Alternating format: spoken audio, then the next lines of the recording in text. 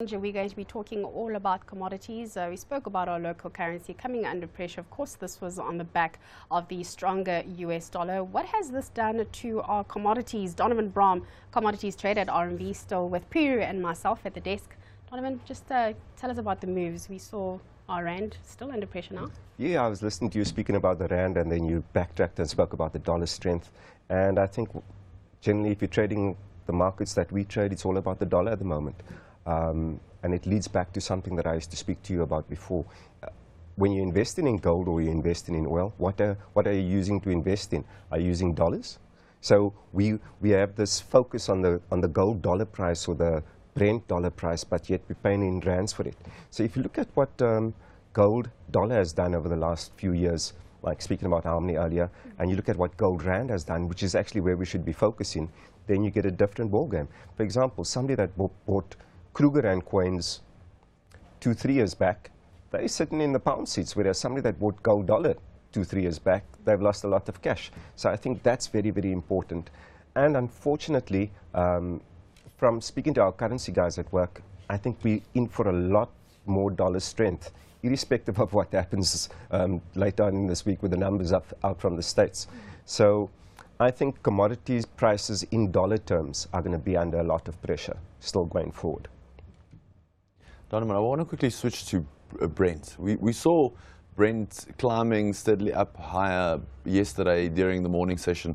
And as the US market opened, we saw that dollar strength come through and it dropped about 4% from its highs. That is purely driven by, like you say, dollar strength. I think with Brent, there were some extra factors yesterday. Specifically, we had the numbers out of the States from the Energy Agency in the States, which showed yet again, for I think it's now between 6 and 8 weeks, consecutive growth in stockpiles of crude. There was a drawdown in distillate, but a growth in stockpiles of crude. So over the last few months, we've been of the opinion that with the low oil prices, the shale producers are going to start struggling and they're going to sort of slow down their production. There has been some of that, but not to the extent that the market expected. So there's just been that growth in stockpile, So you've got the market basically in oversupply, and that's a worldwide phenomenon. I mean, whenever you saw any sort of stone thrown in the Middle East in the past, what would happen? Oil would go up $10. I mean, the Middle East is as chaotic as it's ever been, and yet you're selling oil. And it's simply because of the oil stockpile. Interesting dynamics there as well, where, for example, Russia traditionally supplied oil to certain specific geographic places, and how that's changed where the Middle East was supplying to different places. We see now a lot of Saudi crude going to Europe, and a lot more Russian crude going into China than was the case before.